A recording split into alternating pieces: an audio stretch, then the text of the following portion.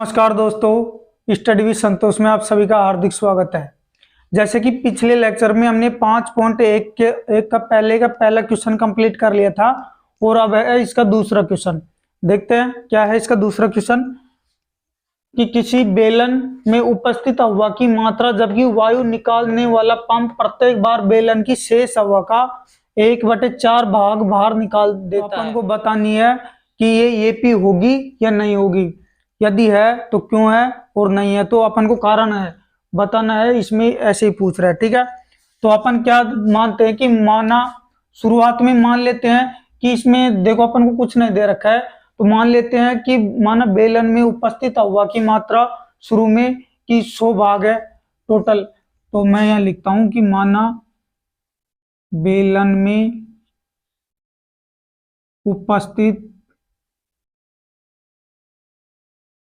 हवा की मात्रा अपन शुरू में मान रहे हैं तो इसको A1 नाम दे दिया, बोले तो प्रथम पद, और इसको मान लिया 100।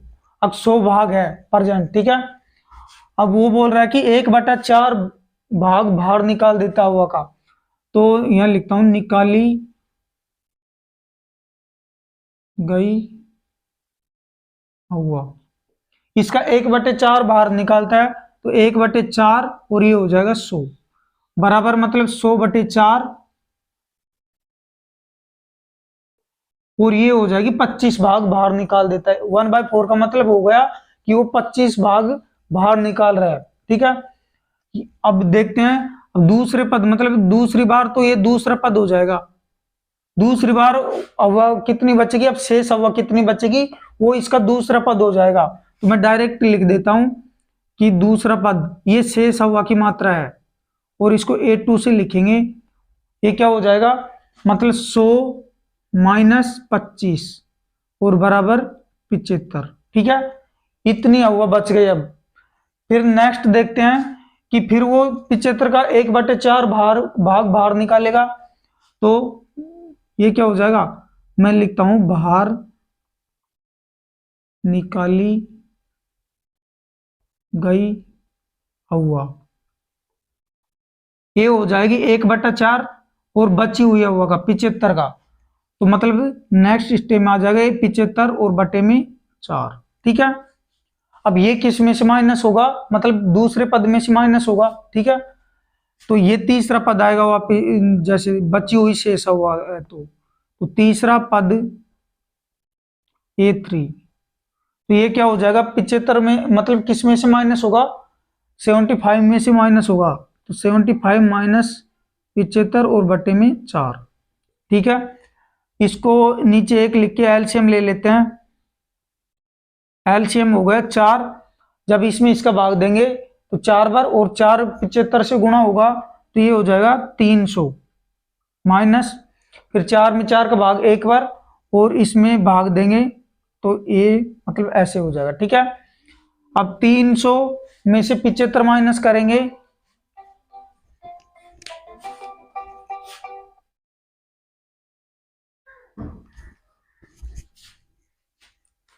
जब 300 में से 75 माइनस करेंगे तो मतलब ये हो जाएगा 225 और बटे में 4, मतलब ये पद आया, ये तीसरा पद है अपना, ठीक है।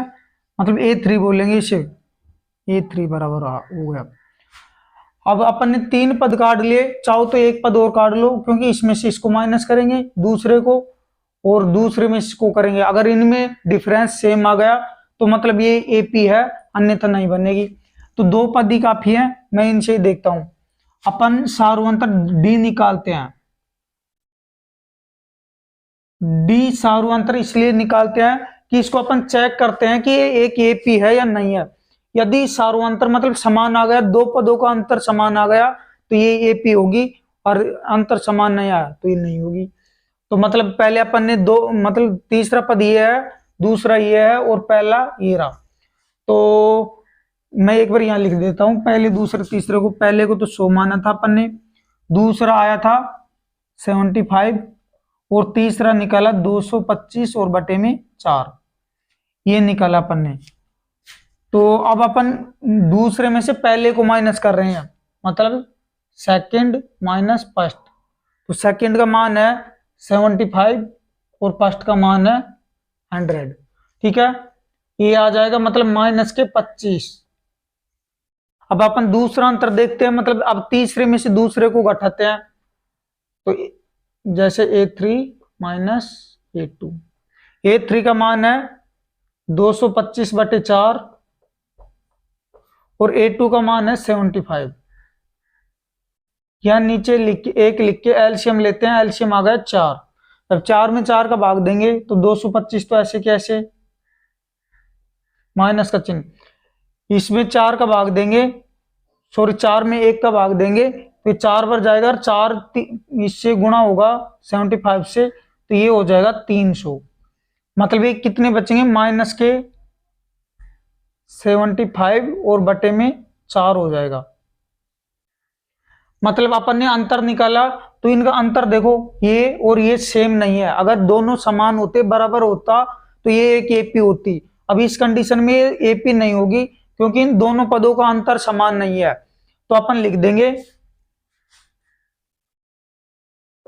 चूंकि डी को बोलते हैं सार्वंतर, समान नहीं है, अतः यह एक एपी नहीं है।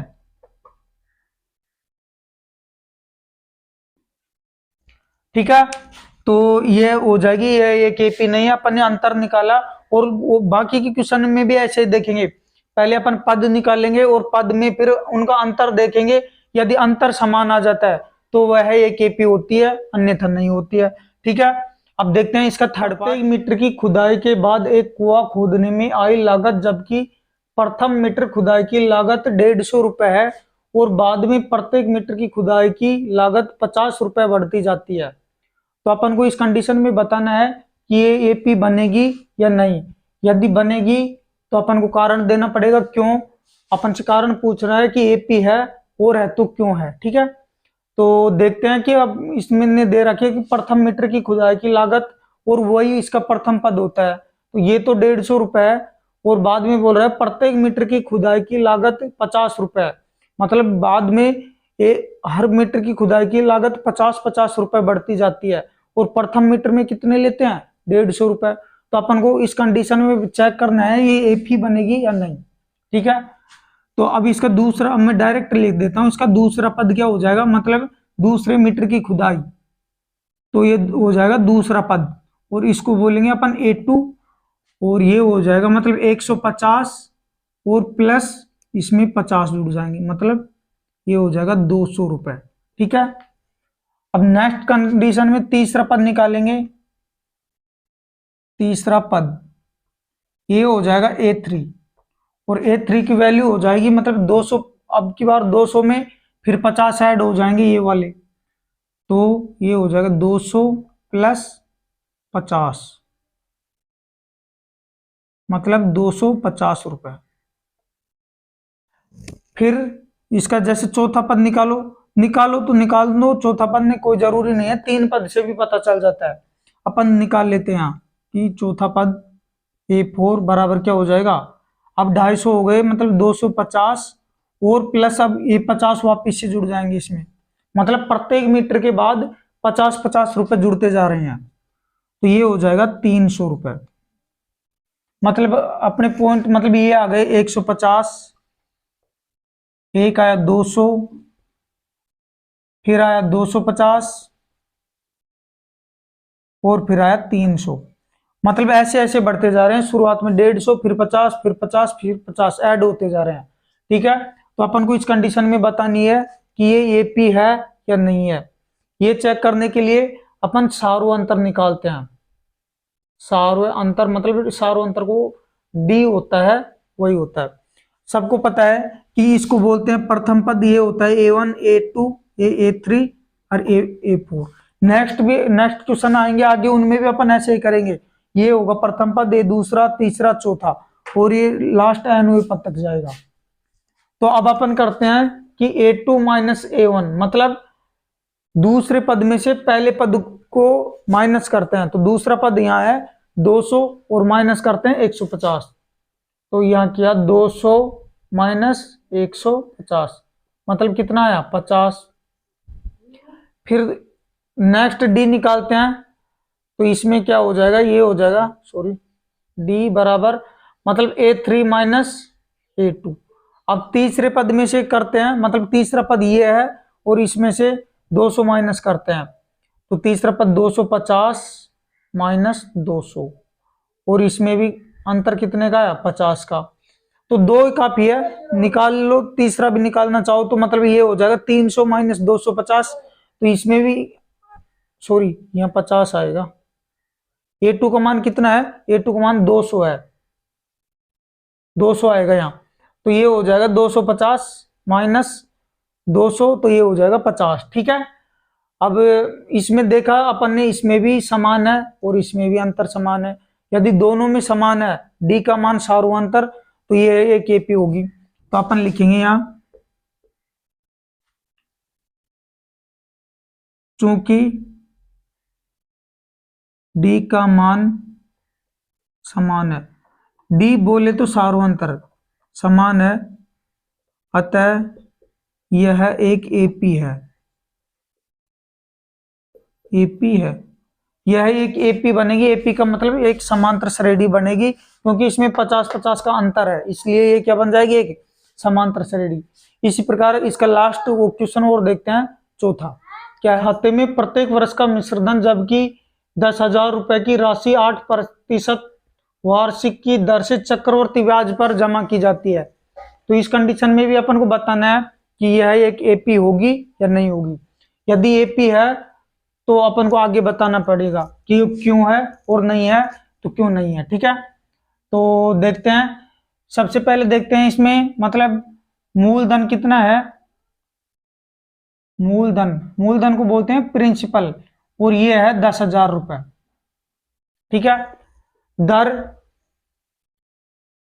इसको बोलते हैं रेट, तो आर से डिनोट कर दिया, और ये है 8%। और बात कर रही है समय की, तो प्रत्येक वर्ष की बात कर रहा है मिश्रधन की, तो मिश्रधन का फॉर्मूला क्या होता है, एक बार लिख देता हूं मैं। मिश्रधन का फॉर्मूला होता है मूलधन इंटू 1 +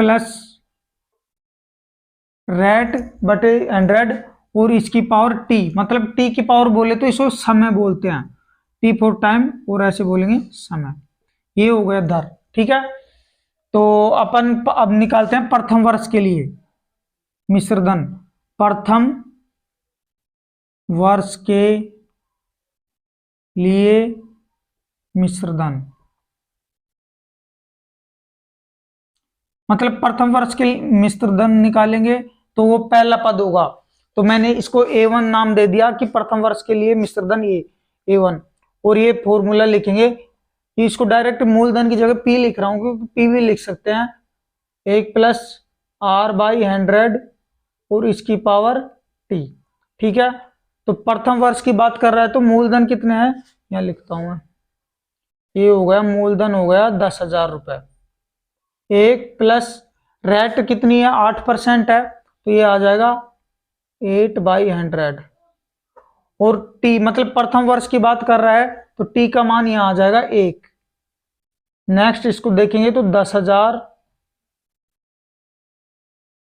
और ये हो जाएगा, मतलब इसको सोल्व करेंगे तो 100 एकम 100 और 100 में 8 जोड़ेंगे, तो ये हो जाएगा 108 और बटे में 100, मतलब 2 जीरो से 2 जीरो कट जाएगी और बचेगा क्या 10,800 हो जाएगा, ये मतलब 10,800, इतने रुपए आ गए। ये प्रथम पद आ गया अपना कि पहले वर्ष के लिए मिश्रधन इतना होगा। फिर निकालते हैं दूसरे वर्ष के लिए, दूसरे वर्ष के लिए अब फॉर्मूला रखने की जरूरी थोड़ी है, डायरेक्ट मैं मान रख देता हूं कि अब दूसरे वर्ष के लिए ये आएगा मूलधन, ये हो जाएगा 10,800, 1 + रेट वही 8 और बाई 100 और अब टी की पावर 2 आ जाएगी। क्यों? क्योंकि दूसरे वर्ष की बात कर रहे हैं ना, इसलिए टी की घात 2 आ जाएगी। तो ये हो जाएगा 10,800 और ये जोड़ेंगे तो 108 और बटे में 100। नेक्स्ट इधर करते हैं, ये हो जाएगा 10,800 और मतलब इसकी घात 2 है, तो इसका मतलब है कि डबल बार गुणा होगा 108 बटे 100 इंटू 108 बटे 100। ठीक है, और जब इसको अपन सोल्व करेंगे तो ये आ जाएगा 11,664, 11,664 रुपए। मतलब ये दूसरा पद आ गया, इसको सोल्व करेंगे तो ये आ जाएगा 11,664। अब बात कर रहे हैं अपने तीसरे वर्ष के लिए, तीसरे वर्ष के लिए, क्योंकि कम से कम 3 पद तो अपन को निकालने जरूरी है, तभी चेक होगी कि ये एपी है या नहीं है। तो ये हो गया तीसरे वर्ष के लिए, और तीसरे वर्ष के लिए अपन अब की मान ये होगा 11,664। तो 11,664 और 1 प्लस रेट 8 और बाई 100 और टी की मतलब टी की जगह 3 आ जाएगा, क्योंकि तीसरे वर्ष की बात कर रहे हैं अपन, तो ये 3 हो जाएगा। तो ये हो गया 11,664 और ये हो जाएगा 108 और बटे में 100 और ये इसकी घात 3 हो जाएगी। घात 3 का मतलब है कि अपन को 3 पर मल्टीप्लाई करना है।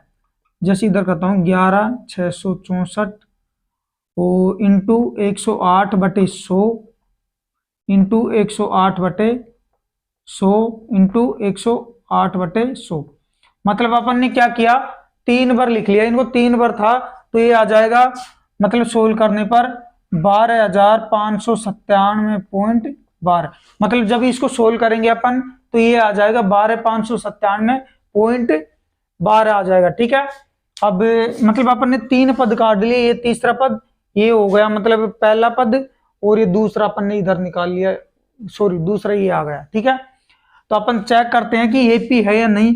पहले पद लिख लेते हैं कौन कौन सा है। पहला पद तो आया 10,800, दूसरा पद आया 11,664 और तीसरा पद आया 12,597.12। ठीक है, मतलब ये हो गया प्रथम पद, ये हो गया दूसरा पद और ये हो गया तीसरा पद। अब अपन चेक करते हैं कि ये एक एपी है या नहीं है। तो मैंने लिखा कि A2 मतलब दूसरे पद में से प्रथम पद को डी निकाला ना, तो दूसरे पद में से प्रथम पद को माइनस किया। दूसरा पद अपना क्या है 11,664 और माइनस प्रथम पद है 10,800। तो इसको जब माइनस करेंगे तो ये हो जाएगा 864। ठीक है, ये 864 आ जाएगा। अब डी का दूसरा मान निकालते हैं, मतलब अब निकालते हैं तीसरा पद माइनस दूसरा पद। तो तीसरा पद की वैल्यू क्या है 12,597.12 और माइनस 11,664। मतलब अपन ने तीसरे पद में से दूसरे पद को घटाएंगे तो ये आएगा 933.12। इसको कैलकुलेशन कर लेना, मैंने इसमें से इसको घटाया तो ये आ गया 933.12। अब अपन ने देखा कि इसमें दूसरे और पहले पद का अंतर निकाला तो 864 आए, और तीसरे और दूसरे पद का अंतर निकाला तो ये आया 933.12 आया। ठीक है, तो मतलब ये डी का मान निकाला अपन ने, सारो अंतर ये तो समान है ही नहीं, ये दोनों अलग अलग है, तो ये एक एपी होगी नहीं। तो अपन लिख देंगे चूंकि डी का मान डी फोर सारो अंतर होता है तो डी का मान समान नहीं है, अतः यह एक एपी नहीं है।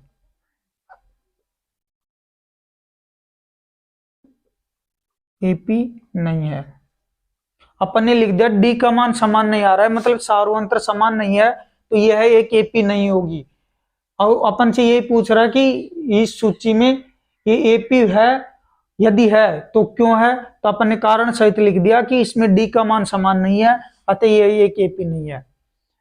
अब इसके बाद में नेक्स्ट क्वेश्चन नेक्स्ट पार्ट में करेंगे। जब तक के लिए थैंक यू सो मच, मिलते हैं नेक्स्ट पार्ट में।